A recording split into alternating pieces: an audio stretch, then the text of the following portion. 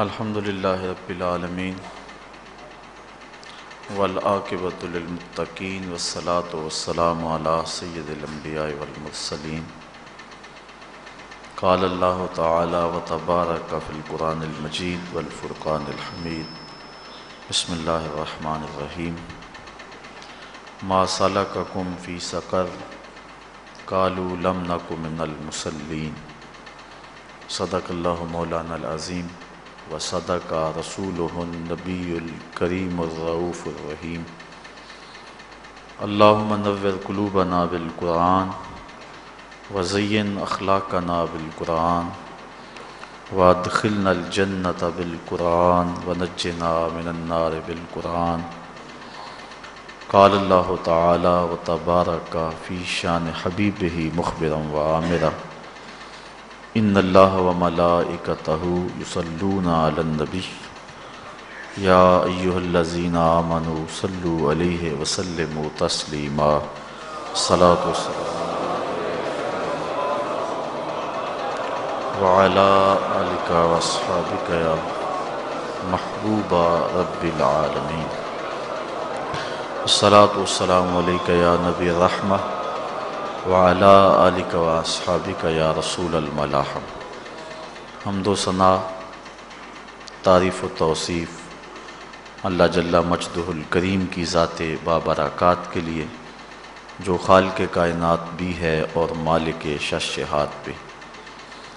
اللہ جل وعلا کی حمد و ثنا کے بعد حضور نبی اکرم شفیع امم رسول محتشم نبی مکرم اللہ کے پیارے امت کے سہارے رب کے محبوب دانائے غیوب مالک رقاب امم فخر عرب و عجم والی کون و مکان سیاہ لا مکان سید انس و جاں سرور لالا رخاں نیر تاباں سر نشین مہوشاں ماہ خوباں شہنشاہ حسینہ تتمہ دوراں سر خیل زہرہ جمالاں جلوہ صبح ازل نور ذات لم یزل باعث تکوین عالم فخر آدم و بنی آدم نیر بطحا رازدار ما اوہا شاہد ما طغا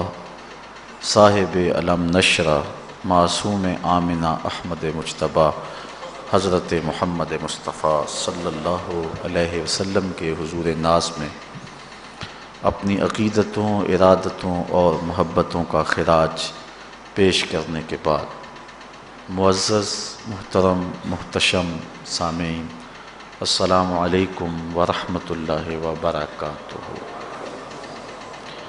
قرآن مجید کی جو آیت آپ کے سامنے تلاوت کرنے کا شرف حاصل کیا گیا ہے اس میں اللہ تعالیٰ جل شانہ نے اس شخص کی کہانی کو بیان کیا ہے جو قیامت کے دن جہنم کی طرف جا رہا ہوگا۔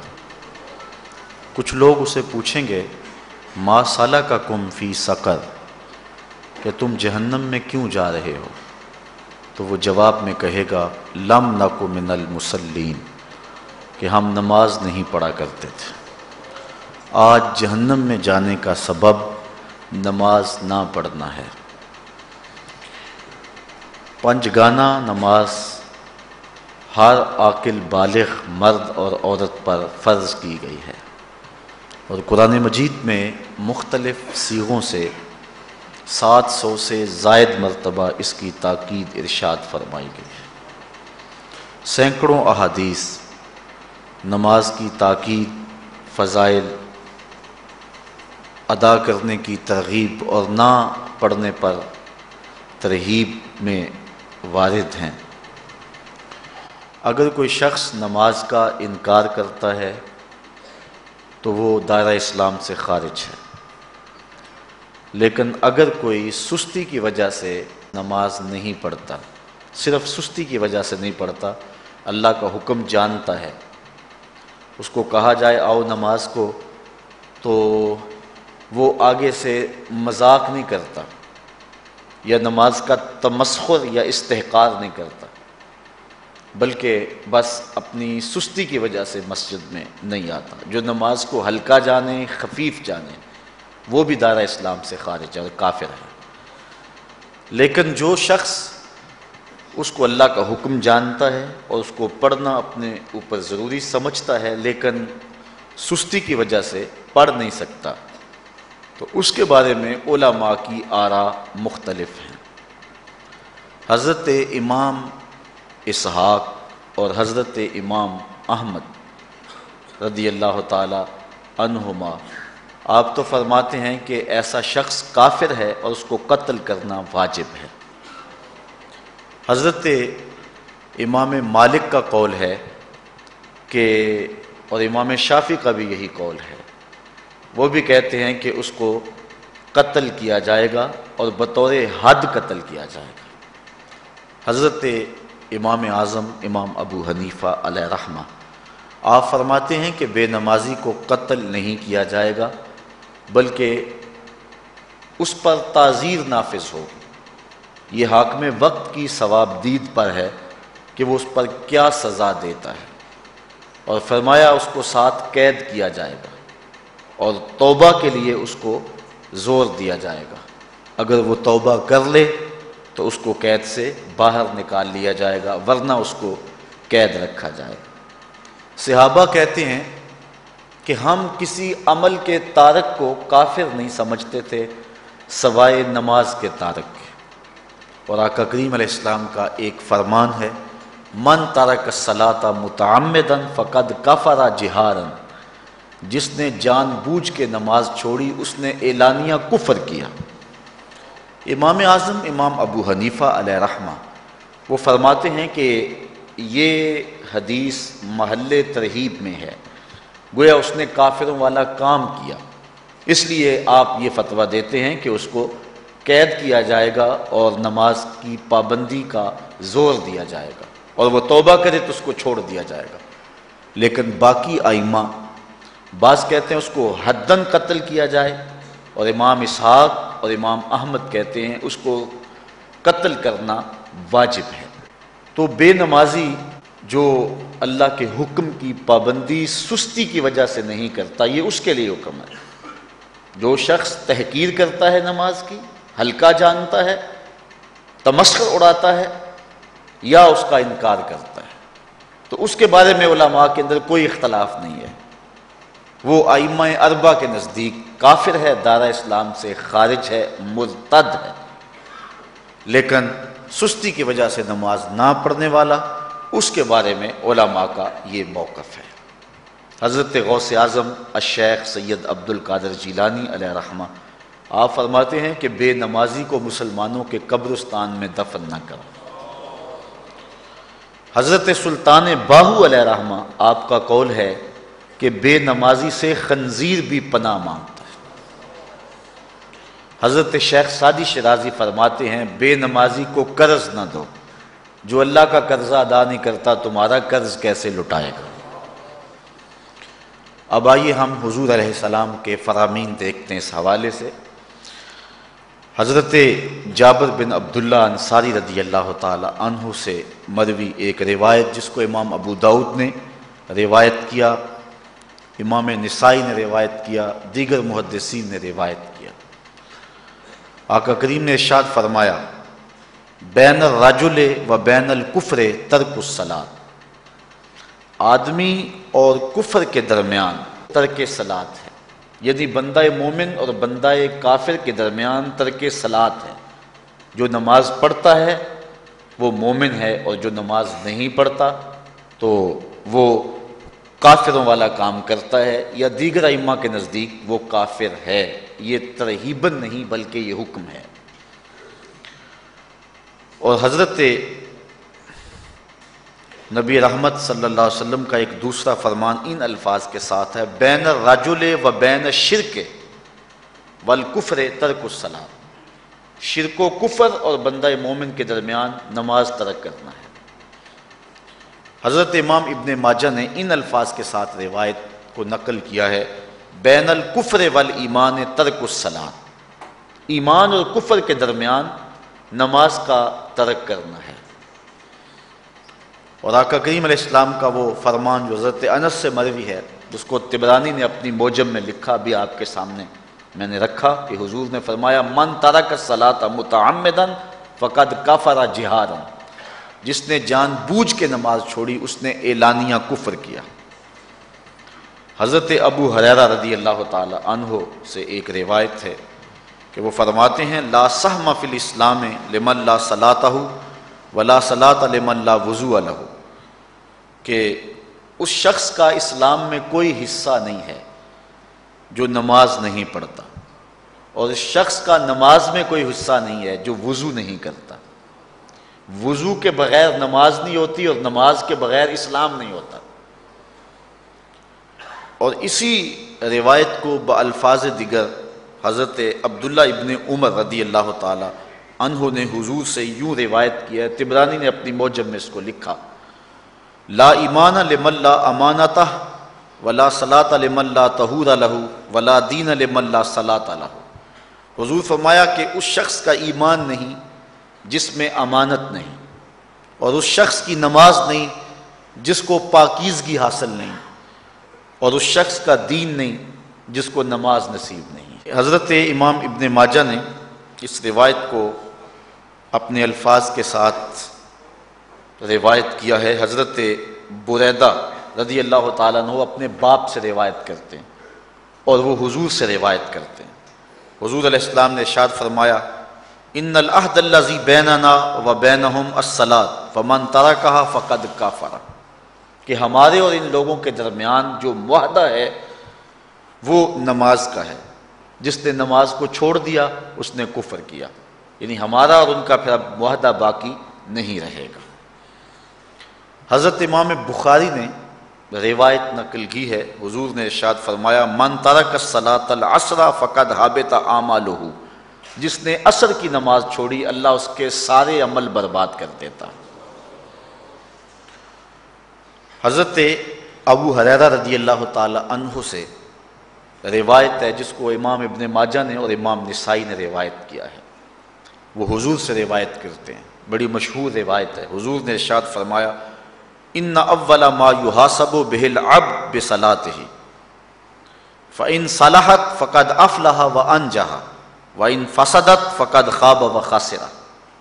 فرمایا قیامت کے دن بندے سے سب سے پہلا حساب نماز کا لیا جائے گا، اگر اس کی نماز ٹھیک ہو گئی تو وہ فلاح پا گیا، اگر پہلا تول ٹھیک آ گیا تو وہ کامیاب ہے، وانجح اور نجات پا گیا، وان فسدت فقد خاب وخسر، اور اگر پہلا تول ہی ٹھیک نہ ہوا تو پھر وہ ذلیل و رسوا ہو گیا۔ حضرت عبادہ بن صامت رضی اللہ تعالیٰ عنہ سے ایک طویل روایت ہے، وہ کہتے ہیں کہ حضور علیہ السلام نے مجھے 7 چیزوں کا حکم دیا، مجھے وصیت کی کہ ان 7 کاموں کو کرنا ہے۔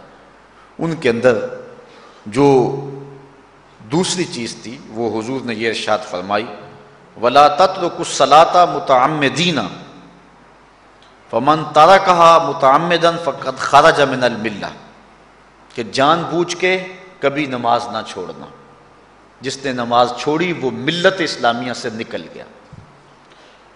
اور حضرت معاذ بن جبل رضی اللہ تعالی عنہ سے بھی ایک طویل روایت ہے کہ حضور نبی رحمت صلی اللہ علیہ وسلم نے ان کو 10 وصیتیں کی تھیں حصول برکت کے لیے۔ یہ ساری حدیث میں آپ کے سامنے رکھ دیتا ہوں۔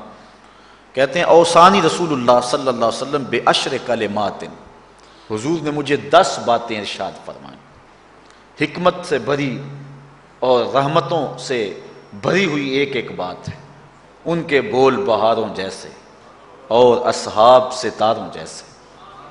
تو اتنا خوبصورت کلام، لہو خورشید کا ٹپکے اگر ذرے کا جگر چیر۔ حضور نے 10 باتیں حضرت معاذ بن جبل رضی اللہ تعالی عنہ کو بطور وصیت ارشاد کی۔ کہتے ہیں کالا، حضور نے مجھے کہا، ارشاد کیا لا تشرک باللہ شیئا وان قتلت وحرقت، اللہ کے ساتھ کسی کو شریک نہ ٹھہرانا، اگرچہ تجھے قتل بھی کیا جائے اور تجھے آگ میں جلا بھی دیا جائے، کبھی بھی اللہ کے ساتھ شریک نہ ٹھہرانا۔ دوسری بات حضور نے مجھے یہ ارشاد فرمائی وَلَا تَعْصِ وَالِدَيْكَ وَإِنْ أَمَرَاكَ أَن تَخْرُجَ مِنْ أَهْلِكَ وَمَالِكَ کہ اپنے والدین کی کبھی نافرمانی نہ کرنا، اگرچہ تجھے حکم دیں کہ اپنے مال کو اور اپنے بچوں کو لے کے گھر سے نکل جا، تو کہا یہ کر لینا، نکل جانا، لیکن والدین کی نافرمانی نہ کرنا۔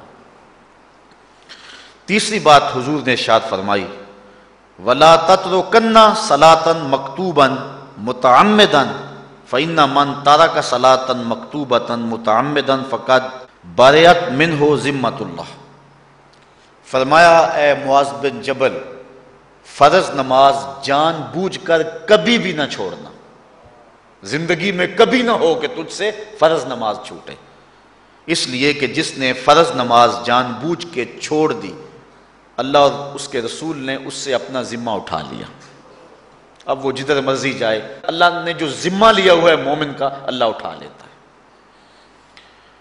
چوتھی چیز حضور نے جو ارشاد فرمائی وَلَا تَشْرِبَنَّ خَمْرًا فَإِنَّهُ رَأْسُ كُلِّ فَاحِشَةٍ، اے معاذ بن جبل، زندگی میں کبھی بھی شراب نہ پینا، ہر بے حیائی کی جڑ ہے اور بنیاد ہے شراب۔ پانچویں چیز کہتے ہیں حضور نے جو مجھے ارشاد فرمائی وہ یہ تھی وَإِيَّاكَ وَالْمَعْصِيَةَ فَإِنَّ بِالْمَعْصِيَةِ حَلَّ سَخَطُ اللَّهِ، کہا کبھی اللہ کی نافرمانی نہ کرنا، اللہ کی نافرمانی سے اللہ کی ناراضگی مول لینے والی بات ہے، اللہ تعالیٰ کی معصیت سے اس کی ناراضگی جائز ہو جاتی ہے، حلال ہو جاتی ہے۔ اور چھٹی چیز کہتے ہیں حضور نے یوں ارشاد فرمائی وَإِيَّاكَ وَالْفِرَارَ مِنَ الزَّحْفِ وَإِنْ هَلَكَ النَّاسِ، کہا جب محاذ پہ ڈٹا ہونا تو کبھی پیٹھ نہ پھیرنا، اگرچہ لاشیں جو ہیں وہ گر رہی ہوں اور لوگ ہلاک ہو رہے ہوں، سارے لشکر کے ہلاک ہو جانے کا ڈر بھی ہو، لیکن کہا معاذ بن جبل میں تمہیں وصیت کرتا ہوں کبھی پیٹھ پھیر کے بھاگنا نہیں ہے۔ حضور نے کہتے ہیں مجھے جو ساتویں چیز ارشاد فرمائی وہ یہ تھی وَإِنْ أَصَابَ النَّاسَ مَوْتٌ فَاصْبُتْ، اگر تو کسی ایسے علاقے میں رہتا ہو جہاں موت آ جائے، کوئی بیماری آ جائے موت والی، تو علاقہ چھوڑ کے بھاگنا نہ، وہیں رہنا، تیری قسمت میں زندگی ہوئی تجھے کوئی موت دے نہیں سکتا، اور اگر موت تیرے لیے لکھی گئی ہے تو جہاں مرضی چلا جائے تو موت سے بچ نہیں سکتا، اس لیے ایسے مقام سے بھاگ کر نہ جانا، وہیں ڈٹے رہنا اور وہیں رکے رہنا۔ آٹھویں چیز کہتے ہیں حضور نے مجھے ارشاد فرمائی وَأَنفِقْ عَلَىٰ أَهْلِكَ مِن طَوْلِكَ، کہا اللہ نے تجھے جو وسعت دی ہے، تجھے جو مال دیا ہے، اس کو اپنی اولاد پر کھل کے خرچ کرنا، اپنی اولاد سے بخل نہ کرنا، اولاد کے معاملے کے اندر جہاں ان کی ضرورت ہو اس کو کھل کے پورا کرنا ہے۔ اور حضور نے نویں بات جو ارشاد فرمائی وہ یہ تھی وَلَا تَرْفَعْ عَنْهُمْ عَصَاكَ أَدَبًا، اپنی اولاد کو ادب سکھانے کے لیے ڈنڈا نہ چھوڑنا، عصا ہمیشہ لٹکا کے رکھنا، کوڑا باندھ کے رکھنا۔ اور دسویں چیز کہتے ہیں حضور نے جو مجھے ارشاد فرمائی وَأَخْفِهِمْ فِي اللَّهِ، اپنی اولاد کے دل میں اللہ کا خوف ڈالتے رہنا، اللہ کا ڈر پیدا کرنا اپنی اولاد کے اندر۔ تو نے اپنی اولاد کو یونیورسٹیوں اور کالجوں تک پہنچایا، بیرون ملک سے بھی تعلیم دلوائی، لیکن اللہ کا خوف نہ سکھایا۔ اللہ کا خوف سکھانا اپنی اولاد کو، ایسے لوگوں کی صحبت میں بٹھانا جن کی صحبت میں بیٹھ کر اللہ کا خوف پیدا ہو جائے، ان کو ایسی کتابیں لا کے دینا کہ جن سے خشیت الہی ان کے سینے میں پیدا ہو۔ اگر تو نے سب کچھ دے دیا، عالی نسب بنگلے دے دی اپنی اولاد کو، تو نے جو ہے وہ بہت اچھی تعلیم دلوا دی اپنی اولاد کو، دنیاوی سوسائٹی کے اندر ان کا وقار بہت بلند ہو گیا، تو نے سب کچھ دے دیا اپنی اولاد کو، اللہ کا خوف نہیں دیا تو کچھ بھی نہیں دیا۔ تو حضور نے جو 10ویں وصیت حضرت معاذ بن جبل کو کی وہ یہ ہے کہ انہیں اللہ سے ڈراتے رہنا، اللہ تعالیٰ کا خوف، ان کی خشیت ان کے سینے میں پیدا کرنا۔ اللہ اکبر۔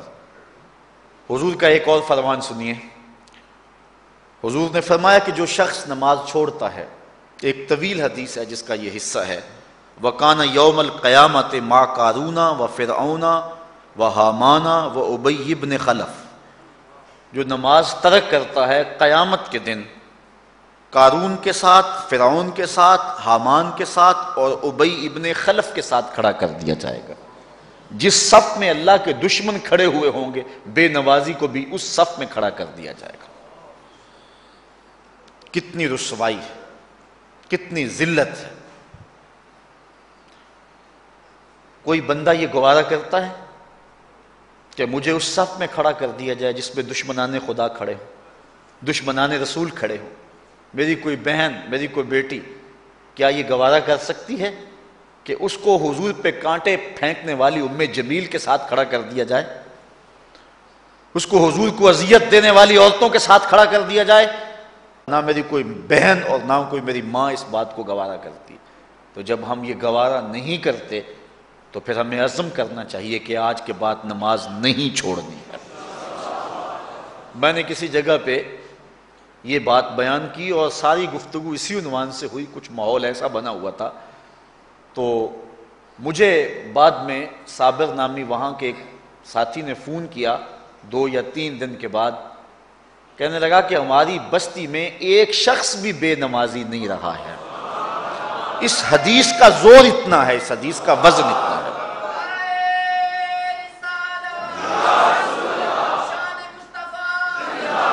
تو کوئی شخص یہ گوارا کرتا ہے کہ مجھے دشمنان خدا کی صف میں کھڑا کر دیا جائے، جن دشمنوں کے چہروں پہ تارکول ملی ہوئی ہوگی اور ان پر لعنتیں برس رہی ہوں گی، اور دنیا کے اوپر سب سے رسوائی زیادہ ان لوگوں کو ہوگی، تو کوئی شخص بھی یہ گوارا نہیں کرتا۔ ہم تو ان کے سائے سے بھی بچنا چاہتے ہیں۔ میرے مالک، ہمارا حشر ان کے ساتھ نہ کرنا، ہمارا حشر تو ابو بکر و عمر کے ساتھ کرنا، ہمارا حشر تو عثمان غنی کے ساتھ کر دینا، ہمارا حشر تو مولا کائنات کے ساتھ کر دینا۔ مالک، ہمارا حشر بریلی کے امام احمد رضا کے ساتھ کر دینا، ہمارا حشر امام غزالی کے ساتھ کر دینا، بلال حبشی کے ساتھ کر دینا۔ ہماری آرزویں تو یہ ہیں، ہماری تمنائیں تو یہ ہیں۔ ہم تو کہتے ہیں مولا کل قیامت کے دن اٹھیں تو داتا کے قدموں میں اٹھیں، خواجہ اجمیری کی چوکھٹ سے اٹھیں، ہم اٹھے تو شاہ نقش بند بخاری کا جلوس آگے ہو، ہم اس جلوس کے ساتھ شامل ہوں، خواجہ معین الدین چشتی کی غلامی میں اٹھے، ہم حضرت غوث اعظم کی نوکری میں اٹھیں، حضرت شیخ شہاب الدین کی نوکری میں اٹھیں۔ تو ہماری آرزویں تو یہ ہیں، ہماری تمنائیں تو یہ ہیں، لیکن اگر ہم یہ چاہتے ہیں کہ ہم ان لوگوں کے ساتھ اٹھیں تو پھر ایک نماز بھی ترک نہیں کرنا ہوگی، اور اگر نماز ترک ہو گئی تو کتنی بڑی سزا ہے، کتنی بڑی رسوائی ہے، کتنی بڑی ذلت ہے۔ اور یہ آپ کے رسول کا فرمان ہے، اللہ اکبر، کہ قیامت کے دن وہ شخص جو نماز نہیں پڑھتا، قیامت کے دن اس کو دشمنان خدا کی صف میں کھڑا کر دیا جائے گا۔ یہ ہو نہیں سکتا کہ ہم نے یہ حدیث سن لی اور اب نماز قصداً چھوڑیں۔ آج عزم کر کے اٹھیں، اور اولاد نہیں آئی، بیٹیاں نہیں آئیں، گھر والے نہیں آئے، لیکن جا کے اس بات کو گھر میں نافذ کرنا ہے، اس کو حکماً نافذ کرنا ہے گھر کے اندر۔ ہمارا گھر ہو رسول اللہ کی امتی کا اور گھر میں کوئی بے نماز ہو، یہ حکم دینا ہے، وَأْمُرْ أَهْلَكَ بِالصَّلَاةِ، فرمایا اپنے گھر والوں کو نماز کا حکم دو۔ اس گھر میں نحوست ہوتی ہے جس گھر میں بے نمازی ہوتے ہیں۔ اس لیے آج ہم یہاں سے عزم کر کے جانا ہے کہ آج کے بعد ہم نماز نہیں چھوڑیں گے انشاءاللہ۔ اتنے زور سے کہو کہ شیطان کا کلیجہ پھٹ جائے۔ اللہ ہماری اس انشاءاللہ کو قبول کرے، قبول کرے۔ اللہ ہم کو پنجگانہ سجدے کی توفیق دے۔ کتنا بد نصیب ہے شخص کہ جس کی پیشانی اس کی حضور جھکتی نہیں ہے، سارا دن کبھی کسی کو سیلوٹ کرتا ہے، کبھی کسی کو سیلوٹ کرتا ہے، کہتا ہے میرے اس سے بھی تعلق ہونے چاہیے، اس سے بھی واسطہ ہونا چاہیے، اس سے بھی رابطہ ہونا چاہیے، کبھی دنیا میں کام پڑ جاتا ہے، اس سے بھی تعلق رہنا چاہیے میرا۔ کہاں کہاں صبح سے لے کر شام تک سلوٹ مارتا ہے، ایک اللہ کے حضور نہیں جھکا جاتا۔ اقبال علیہ رحمہ کہتے ہیں ایک سجدہ جسے تو گراں سمجھتا ہے، 1000 سجدے سے آدمی کو دیتا ہے نجات۔ آؤ اللہ کے حضور بندگی کا سر جھکائیں۔ تو یہ کتنی عبرتناک جو ہے اور کس قدر جو ہے وہ فکر انگیز حدیث ہے۔ وَقَانَ يَوْمَ الْقِيَامَةِ مَعَ قَارُونَ وَفِرْعَوْنَ وَحَامَانَ وَأُبَيِّ بْنِ أَبِي خَلْف، وہ شخص ان بد نصیب لوگوں کے ساتھ کھڑا ہوگا جس کو نماز کی توفیق نہیں ہے۔ آپ نے حدیث علماء سے بارہا سنی، حدیث طویل ہے۔ آقا کریم معراج کی رات گئے تو وہاں مختلف لوگوں کو مختلف عذابوں میں مبتلا دیکھا. کسی کی انتڑیاں کٹ کٹ کے گر رہی تھی، کسی کا منہ چیرا جا رہا تھا، کسی کی زبان لوہے کی کینچیوں سے کاٹی جا رہی تھی، کسی پر کھولتا ہوا پانی ڈالا جا رہا تھا، کوئی جو ہے وہ سرانڈ والا گوشت کھا رہا تھا، کسی کے جسم میں لوہے کی میخیں ٹھونکی جا رہی تھی. لیکن ایک قوم کو حضور نے دیکھا، ایک بھاری پتھر سے ان کا سر کچلا جاتا ہے اور پتھر کے واپس آنے تک دوبارہ صحیح ہو جاتا ہے، پھر کچلا جاتا ہے. تو حضرت جبریل امین سے حضور نے فرمایا کہ یہ کون لوگ ہیں؟ یا جبریلو من ہاؤلائے، یہ لوگ کون ہیں کہ ان کے سر پتھروں سے کچلے جا رہے ہیں؟ قال ہاؤلائے الذین تثاقلت رؤوسہم عن الصلاۃ المکتوبہ، کہا یہ وہ بد نصیب لوگ ہیں کہ فرض نمازوں سے جن کے سر بوجھل رہتے تھے، نماز پنجگانہ فرض بھی نہیں پڑھا کرتے تھے، یہ وہ بد نصیب ہیں، آج ان کے سر کوٹے جا رہے ہیں. یہ تھوڑی سی زندگی ہے، تھوڑی سی زندگی، 60-70 سال بڑی زندگی ہو وہ مگر نصیب ہو جائے تو پتہ نہیں ہے کہ کل ہمارا آنے والا کہاں ہے. کتنا غافل اور بد نصیب ہے وہ شخص کہ جس کو سجدہ نصیب نہیں ہے. سجدہ تو بندگی کا نام ہے. زندگی آمد برائے بندگی، زندگی بے بندگی شرمندگی. بندہ تو ہے ہی بندگی میں. کسی شخص نے راستے میں جاتے جاتے چائے کی پیالی پلا دی ہو نا بازار میں، تو ہم جب بھی اس گلی سے گزرتے ہیں اس کو سلوٹ کر کے جاتے ہیں، السلام علیکم. یار اس سے بڑے سلام لیتے ہو، یہ بڑا محبت والا ہے، بڑے اخلاق والا ہے. یار جس نے چائے کی پیالی پلا دی ایک مرتبہ، اس کو تو جاتے آتے سلام کر کے جاتے ہو. جس رب نے زندگی بخشی ہے، جس رب نے جو ہے وہ ساری بہاریں عطا کی ہیں، اس کے حضور میں جھکا جاتا ہے. کتنا متکبر شخص ہے جو اللہ کے حضور نہیں جھکتا. اللہ اکبر. کہا یہ وہ بد نصیب لوگ ہیں فرض نمازوں سے جن کے سر بوجھل رہا کرتے تھے. اللہ اکبر. حضور نبی رحمت صلی اللہ علیہ وآلہ وسلم نے ارشاد فرمایا، نماز چھوڑنا تو خیر بہت بری بات ہے. جو شخص نماز پڑھتے ہیں لیکن جماعت سے نہیں پڑھتے، فرمایا میرا جی چاہتا ہے کہ اپنی جگہ کسی اور کو کھڑا کروں اور جوانوں کا ایک گروہ ساتھ لوں، اور جو لوگ مسجد میں نماز پڑھنے نہیں آتے ان کے گھروں کو آگ لگا دوں. رحمت للعالمین آقا فرما رہے ہیں کہ ان کے گھروں کو آگ لگا دوں. کتنا غصہ ہے ان لوگوں پر کہ جو مسجد میں آ کر نماز نہیں پڑھتے، اور جو پڑھتے ہی نہیں. اس دور میں تو کوئی تھا ہی نہیں کہ مومن ہو اور نماز نہ پڑھتا ہو. اللہ اکبر. تو مومن نماز ہی پڑھتے تھے، تو اگر کسی سے گھر میں نماز پڑھی گئی تو فرمایا میرا جی چاہتا ہے. آج نماز تو نماز رہی، ہم کو تو جمعہ بھی نصیب نہیں ہے. کتنے لوگ ہیں کہ جو پابندی کے ساتھ نماز جمعہ بھی نہیں پڑھتے ہیں. حضور کا ایک فرمان سنیے. آقا کریم نے ارشاد فرمایا، من ترک الجمعۃ ثلاث جمع متوالیات فقد نبذ الاسلام وراء ظہرہ. جس نے بغیر کسی عذر کے 3 جمعے چھوڑ دیے، اس نے اسلام کو اپنی پشت کے پیچھے ڈال دیا. اس نے پرواہ ہی نہیں کیا اسلام کی. اور ایک حدیث کے لفظ ہیں، من ترک ثلاث جمعات من غیر عذر کتب من المنافقین. جس نے بغیر کسی عذر کے 3 جمعے چھوڑ دیے، اس کا نام منافقوں کی فہرست میں لکھ دیا جاتا. اور ایک حدیث کے لفظ اس حوالے سے ہیں، من ترک ثلاث جمع تہاونا بہا طبع اللہ علی قلبہ. جس نے سستی کی وجہ سے 3 جمعے چھوڑ دیے تو اس کے دل پر اللہ غفلت کی مہر لگا دیتا ہے. یہ وہ بد نصیب شخص ہے کہ جو نماز جمعہ چھوڑتا ہے. حضرت ابن حجر نے الزواجر کے اندر ایک روایت لکھی ہے. وہ فرماتے ہیں جو شخص نماز ترک کرتا ہے اس کو بہت ساری رسوائیاں ہیں. وقت اتنا طویل نہیں ہے کہ ایک ایک چیز کو تفصیل سے بیان کروں. وہ کہتے ہیں پہلی بات تو یہ ہے کہ اس کی عمر میں برکت اٹھا لی جاتی. دوسری بات، اس کے چہرے سے صالحین کا نور اتار لیا جاتا. تیسری بات، وہ کوئی بھی عمل کرے اس کا ثواب نہیں ملتا اس کو. یہ دنیا پر اس کو سزائیں ہیں. چوتھی سزا دنیا پر اس کو یہ ملتی ہے، اس کی دعائیں قبول نہیں ہوتی.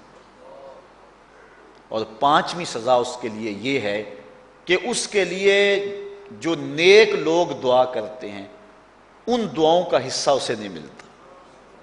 مومن نیک سحری وقت اٹھ کے دعا مانگتے اللہ پوری امت پر کرم کر دے، تو یہ بھی امت میں شامل ہے۔ دعا اللہ والے کی تو قبول ہوئی، لیکن اس کا حصہ نکال دیا گیا، اس کا حصہ نیک لوگوں کی دعاؤں سے نکال دیا گیا۔ اور جب وہ مرنے لگتا ہے، نزا کے وقت 3 اس کو سزائیں ملتی ہیں، ایک تو بھوکا مرتا ہے، دوسرا پیاسا مرتا ہے، تیسرا ذلیل ہو کے مرتا ہے۔ اور قبر کے اندر اس کو 3 سزائیں ہیں۔ حضرت امام ابن حجر کہتے ہیں ایک تو اس کی قبر تنگ کر دی جائے گی، حتیٰ کہ ادھر والی پسلیاں ادھر اور ادھر والی پسلیاں ادھر۔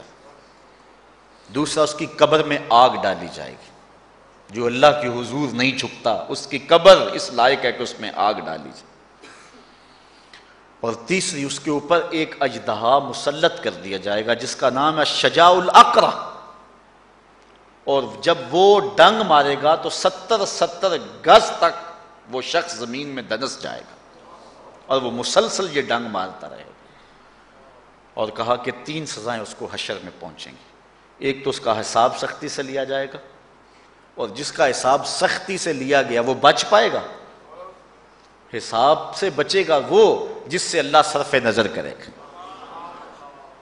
اللہ اکبر۔ ایک تو اس کا حساب سختی سے لیا جائے گا، دوسرا اللہ تعالیٰ جل شانہ اپنے قہر و غضب کا اس پہ اظہار کرے گا، اور تیسری اس کو سزا یہ دی جائے گی کہ اس کو جہنم میں ڈال دیا جائے گا۔ ساتھیاؤ، میں اور آپ آج کی اس بزم میں یہ پختہ عزم کر کے اٹھیں کہ آج ہم خود بھی اور اپنی اولاد کو بھی، اپنے دوستوں کو بھی، میرے والد گرامی فرمایا کرتے تھے جس سے دوستی ہو نا اس کی انگلی پکڑ کے دین کی راہ پہ لے آؤ، یہ دوستی کا حق ہے۔ اس کے لیے آپ بہت کچھ کرتے ہیں، لیکن اگر اس کو دین نہیں دیا تو کچھ بھی نہیں دیا۔ کوشش کرو میرا دوست ہو اور جہنم میں جائے۔ والدین بچے کے مستقبل کے لیے کتنی کوشش کرتے ہیں، لاکھوں روپیہ لگاتے ہیں مستقبل ٹھیک ہو جائے، کرتے ہیں کہ نہیں کرتے؟ یونیورسٹیوں کے اندر، کالجوں کے اندر کتنی بھاری فیسیں بھرتے ہیں، کیوں اتنا کچھ کیوں کر رہے ہو؟ میں نے دیکھا بوڑھا باپ اپنی کمر پہ بوریاں لاد کے مزدوری کرتا ہے، مائیں اپنا زیور بیچ رہی ہیں کہ اولاد پڑ جائے۔ میاں اتنا کچھ کیوں کر رہے ہو؟ جی مستقبل ٹھیک ہو جائے۔ یہ مستقبل کتنا ہے؟ 20-25 سال کا، اور جو اصل مستقبل ہے اس کی فکر ہی نہیں کسی کو۔ اصل مستقبل تو وہ ہے۔ اللہ اکبر۔ بیرون ملک جائے بیٹا تو ماں کہتی ہے بس دعا کرو کہ میرا بیٹا خیریت سے پہنچ جائے۔ بیٹی کی شادی کرتی ہے تو ماں کہتی ہے دعا کرو کہ اپنے گھر میں اس کو چین مل جائے۔ کسی کا انٹرویو ہوتا ہے، لوگ کہتے ہیں جناب دعا کرو کہ اس انٹرویو میں وہ کامیابی سے گزر جائے۔ میں کہتا ہوں جب قبر میں اترتا ہے پھر کسی نے آ کر کبھی نہیں کہا کہ دعا کرو مشکل گھڑی آ گئی ہے خیریت سے گزر جائے۔ اصل امتحان تو یہ ہے، اگر اس امتحان سے گزر گیا تو کامیابی اور بامرادی۔ یہ تھوڑا سا مستقبل دنیا کا، اس کے لیے ہم کتنے پیسے لگا دیتے ہیں، سب کچھ اولاد کو آتا ہے، ہر شے فر فر پڑھتے اور بولتے ہیں، دعائے قنوت بھی نہیں آتی ہوتی۔ تو ہم اپنی اولاد کے لیے دین کا تحفہ اس کو کبھی نہ چھوڑیں۔ اللہ اکبر۔ کوشش کریں، محنت کریں۔ حضور نبی رحمت صلی اللہ علیہ وآلہ وسلم نے ان بد عمل واعظین کی بات بھی کی ہے کہ جو لوگوں کو نیکی کا حکم دیتے ہیں اور خود اس پہ عمل نہیں کرتے۔ آج ہمارے کچھ واعظین لوگوں کو تو واعظ و تلقین اور نصیحت کرتے ہیں اور خود نماز میں سخت سستی کا ارتکاب کرتے ہیں، اور جس سے قوم کے اندر نماز میں سستی عملاً پیدا ہو جاتی ہے۔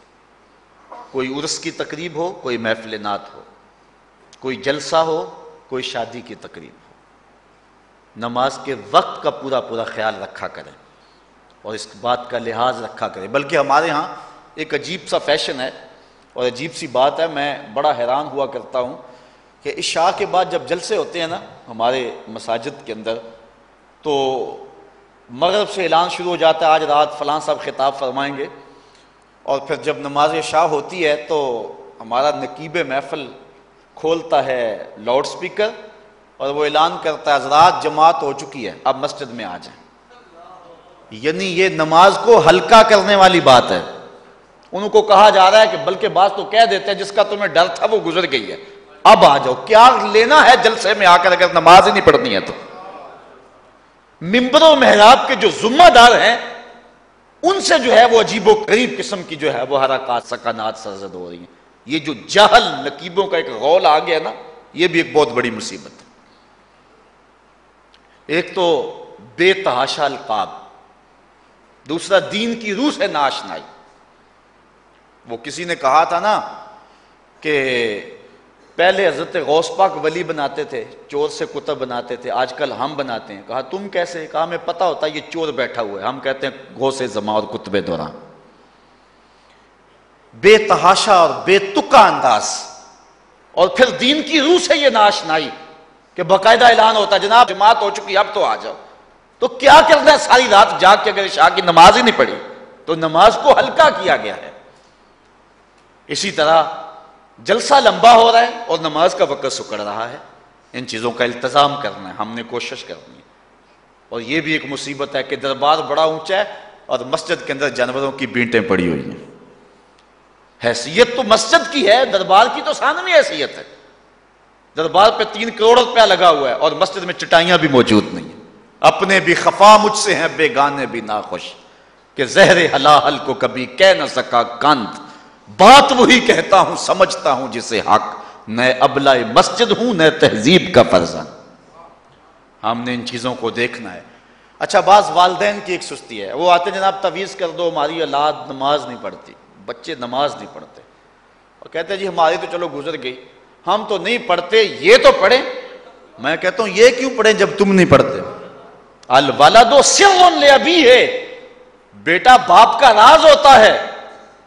تم مجھ سے تعویذ لینے آگے ہو، گھر میں مصلی بچھا کے سجدہ کرو، تمہاری اولاد بھی تمہارے تتبع میں سجدہ کرنے کی عادت ڈال دے. حضور فرمایا بچے 7 سال کے ہوں تو انہیں مسجد میں لے جاؤ، 10 سال کے نہیں پڑھتے تو ان کو مار کے پڑھاؤ. اب اولاد ہوگی جوان، خود کبھی سجدہ کیا نہیں، اب کہتے ہیں شاید تعویذ سے کم چل جائے گا. جو تعویذ اللہ کے رسول نے تمہیں دیا تھا کہ 7 سال کے ہوں تو پکڑ کے انگلی مسجد کا راستہ دکھاؤ، 10 سال کے ہو جائیں تو مار کے پڑھاؤ، ان کے سینے میں اللہ کا خوف داخل کرو، ان کو قرآن کی تلاوت سکھاؤ. علموا اولادکم 3 خصال، اپنی اولاد کو 3 چیزیں سکھاؤ. حب نبیکم، ایک اپنے نبی کا پیار سکھاؤ، وحب اہل بیت ہی، رسول اللہ کے اہل بیت کا پیار سکھاؤ، وتلاوت القرآن، اور قرآن کا پڑھنا سکھاؤ. چھین لو سیڑیاں ان کے ہاتھوں سے گانے والی، چھین لو ان کے ہاتھوں سے جو ہے وہ ناول، اور ان کے ہاتھ میں قرآن دے دو. کتنے خوش نصیب دن تھے، گلیوں سے گزرتے تھے، گھروں سے قرآن کے پڑھنے کی آواز آتی تھی. آج پاپ میوزک کی صدائیں تو آتی ہیں، آج قرآن کی آوازیں نہیں آتی. تو یہ عجیب ہے جی ہم نہیں پڑھتے یہ تو پڑھے. میں کہتا ہوں یہ کیوں پڑھیں جب تم نہیں پڑھتے ہو؟ تمہارے اوپر کیا اب فرض ساقط ہو چکا ہے بڑھاپے کی وجہ سے؟ تم بوڑھے ہو کے نہیں پڑھتے ہو، تمہاری اولاد تم چاہتے ہو جوانی میں ہی پڑھ لے. تم خود اللہ کے حضور سجدہ کرو اور پھر دیکھنا تمہارے تتبع میں، تمہاری اتباع میں تمہاری اولاد بھی تمہاری پیچھے پیچھے ہوگی. اللہ اکبر. صاحب اس عنوان سے کہنے کے لیے بہت کچھ ہے. اللہ تعالیٰ جل شانہ اپنی رحمتیں عطا فرمائے. اعلیٰ حضرت سے 2 لوگوں نے فتویٰ پوچھا. بریلی کا ایک محلہ ہے، محلہ ذخیرہ، اس میں ہادی حسن اور قرب محمد نامی لوگوں نے تنظیم بنائی نماز کی دعوت کے لیے. کچھ لوگ ان کی بات کو نہ سنتے. اعلیٰ حضرت سے استفتاء کیا، فتاوی رضویہ کے اندر موجود ہے، کہ ہم نماز کی دعوت دیتے ہیں، کچھ لوگ اس کے باوجود نہیں آتے، تو حکم شرعی کیا ہے؟ تو اعلیٰ حضرت فرماتے ہیں کہ پہلے تو نرمی سے انہیں سمجھائیں، آؤ نماز کی طرف. نہیں مانتے، مؤثر لوگ ڈالیں جو ان کو کہیں. یہ تھے ہمارے کرنے والے کام. ہم کن جھگڑوں میں پڑے ہوئے؟ مؤثر معاشرے کے لوگ تلاش کریں اور ان کو سمجھائیں، جن کی وہ مانتے ہیں، ٹالتے نہیں، ان سے سمجھائیں ان کو. آپ فرماتے ہیں اگر ان کے سمجھانے سے بھی نہیں سمجھتے تو فرمایا فتویٰ پھر یہ ہے ان سے بائیکاٹ کر دیں، ان سے ترک کلام کر دیں، ان سے گفتگو چھوڑ دیں. ہم نے تو کبھی بیٹوں سے نہیں چھوڑی گفتگو. بیوی بے نماز ہو ہم ہر شے بیوی سے منوا لیتے ہیں. کبھی کہا تیرے ہاتھ کی پکی روٹی نہیں کھاؤں گا اگر تو نماز نہیں پڑھتی؟ کبھی بیٹا کہے امی تو نماز نہیں پڑھتی میں تیرے ہاتھ کی روٹی نہیں کھاؤں گا؟ جو ماں بیٹے کے لیے سب کچھ کرتی ہے، کتنے دکھ جھیلتی ہے، کسی کے گھر کے برتن مانجنے پڑے وہ بھی مانجتی ہے، کیا بیٹے کی خواہش پہ نماز نہیں شروع کر دے گی؟ جب عادت ڈالے گی تو پھر اللہ دل میں بھی وہ محبت ڈال دے گا. چونکہ ہمارا تو اتنا ہی کام ہے نا. حضرت بایزید بسطامی نے یہی کیا تھا نا. حضرت بایزید بسطامی علیہ رحمہ بسطام کے لوگوں کی تربیت کر رہے ہیں. کسی محلے کے کونے میں آ کر ایک فاحشہ عورت بیٹھ کے لوگوں کا دین ایمان اجاڑنے لگی. کسی نے کہا بایزید تیرا شہر لٹ رہا ہے، جس کو تو اشکوں سے سیراب کیا تھا اور سجدہ ہائے سحرگاہی سے جس شہر کو نور بخشا تھا، تیرا شہر لٹ رہا ہے. کہا کیا ماجرا ہوا؟ لوگوں نے کہانی سنائی. بایزید بسطامی صبح مصلی اٹھایا اور جا کے اس فاحشہ عورت کے دروازے پہ مصلی بچھا لیا. اب جو بھی گاہک آتا بایزید بسطامی کو بیٹھا ہوا دیکھ کے راستہ بدل لیتا. اس نے انتظار کیا، رات کے اندھیرے گہرے ہو گئے، آج کوئی گاہک ہی نہیں آیا. اس نے کھڑکی سے جھانک کر کے دیکھا ایک بوڑھا بابا بیٹھا ہوا ہے، ہاتھ میں تسبیح ہے، مصلی بچھایا ہوا ہے. نیچے اتر کر کے کہا بابا اللہ کو یاد کرنے کے لیے اور تھوڑی جگہ ہیں، تجھے میرے گھر کی گلی ہی ملی، میرا راستہ روک لیا. بابا کہنے لگا کیا مسئلہ ہے تجھے؟ کہا میرے گاہک رکے ہوئے ہیں. کہا آج میں تیرا گاہک ہوں، بتا تیری رات کی قیمت کتنی ہے. اللہ اکبر. حضرت بایزید بسطامی نے قیمت طے کی. اس کے گھر کی جب چھت چڑھنے لگے نا سیڑھیاں، لوگ دیکھ رہے تھے. کہا مالک اگر بایزید بھی اجڑ گیا تو روشنی کہاں سے لیں گے؟ بایزید بھی ایک فاحشہ عورت کے کوٹھے پہ چڑھ رہا ہے، اگر یہ بھی چراغ بجھ گیا تو زمانے کو اجالا کہاں سے ملے گا؟ لیکن قدرت کو کچھ اور ہی منظور تھا. اس سے کہا مصلی بچھا لے، جو میں کرتا جاؤں وہ کرتے جانا. پہلے وضو کیا، اس نے بھی کیا، پھر مصلی پہ آئے، وہ بھی پیچھے کھڑی ہو گئی. پھر بایزید قیام کیا، اس نے بھی قیام کیا. پھر رکوع میں گئے، وہ بھی رکوع، قوما وہ بھی قومیں. جب سجدے میں حضرت بایزید گئے، وہ بھی سجدے میں، تو بایزید رو پڑے. کہا مالک بایزید کا اتنا ہی کام تھا کہ اس کا سر تیری چوکھٹ تک جھکا دے. مالک یہاں تک لانا میرا کام تھا، دل کی دنیا بدلنا تیرا کام ہے. جب وہ سجدے میں جا رہی تھی تو فحشہ تھی، جب سر اٹھایا وقت کی ولیہ بن چکے تھے. ایک بزرگ ہے کہتے ہیں میں بازار کے کنارے جا رہا تھا، ایک شرابی گرا ہوا تھا اور گندے پانی سے اس کا منہ گندا ہو رہا تھا. میرے دل میں رحم آیا، ایک انسان ہے اور یوں رسوا ہو رہا ہے. میں نے گندی نالی سے اس کو اٹھایا اور اٹھا کر کے جو ہے وہ اس کا منہ دھویا اور چلا گیا. مشہور شرابی تھا شہر کا. کہتے ہیں سحری کا وقت ہوا، تہجد کے لمحے آئے تو میں مسجد میں نماز پڑھنے کے لیے گیا. دیکھا کیا کہ وہ شرابی مصلی بچھا کے بیٹھا ہوا. میں حیران ہو گیا کہ یہ کیا ماجرا ہوا. اب صبح تو میں نے اس کو گندگی سے اٹھایا ہے اور اس کا منہ دھویا ہے. میں حیران ہوا تو حاطب سے آواز آئی میرے بندے تو نے اس کا منہ دھو دیا تھا، میں نے اس کا دل دھو دیا.